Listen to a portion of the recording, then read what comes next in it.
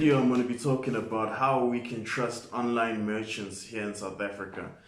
Due to this whole COVID crisis, you've probably seen that a lot of transactions are being done online, and it's hard to know exactly who to trust and who we cannot trust, because you are revealing your card information and your private information when you are purchasing from these online people. So it's always good to know who we can trust and who we can't trust, and also building a culture of online purchases due to the conditions that we're in.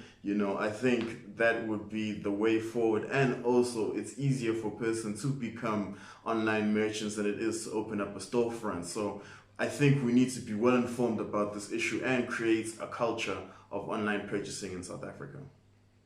Yeah, so let me just get straight into it. So we've all probably read the article where we found out that over 24 million people's private information was disclosed to an unauthorized individual. And the company that was responsible was Experian SA. And the biggest question that a lot of us had was, why did this happen? And the biggest fear that we had is that we got a lot of notifications from banks and whatnot to change our passwords and to change other codes that we may have because of this data leak. So the first question we need to ask ourselves is that who is Experian South Africa? So Experian South Africa is basically a data collection company, and they collect data for companies in order to optimize customer relationships and also optimize customer experiences, I guess. So they probably create statistics and show customer behavior in order for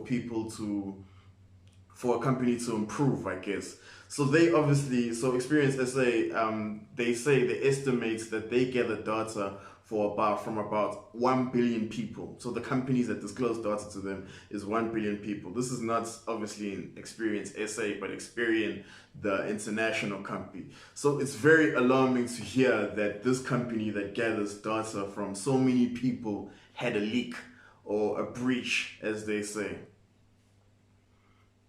So Experian SA did put out a statement, and they did say that this breach wasn't due to a hack, but it was a result of an individual who approached them and acting as or purported to be a representative of a known client of theirs.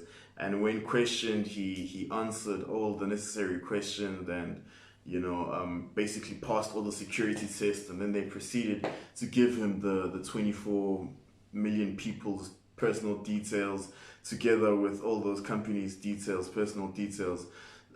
The alarming thing, I don't know the exact process that they do to authenticate if someone is a representative of their clients, but it's very alarming that someone was able to pull this off, that there wasn't some sort of code that maybe gets sent to the CEO or something that he has to authenticate, because it is personal information which is protected by the POPI Act.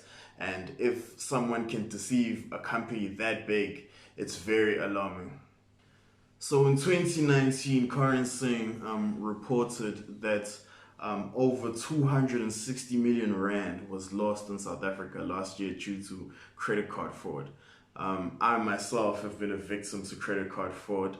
I don't even think my mother buys anything online anymore, and she's a very progressive woman. So it's a very scary statistic, and the question that we need to ask ourselves is that what kind of reprimand do banks or do these data collection companies have when there is a breach, And I won't say I've never, but we hardly hear about instances where banks are reprimanded for these leaks or these credit card things. It's just an investigation, and they either pay you or they don't pay you after the investigation. So I think more needs to go into that too.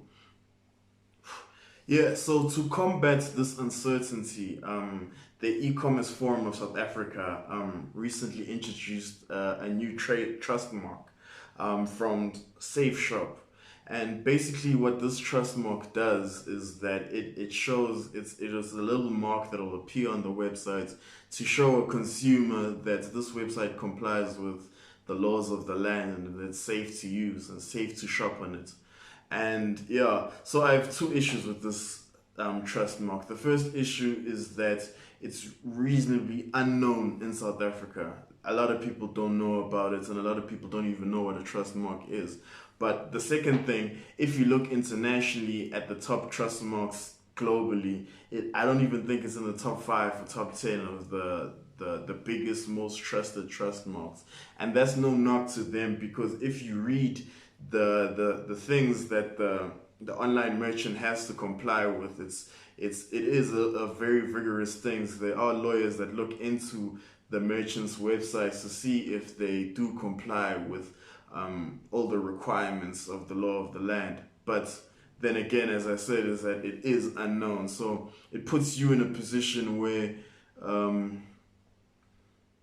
um, where you don't know if you can even trust that trust mark.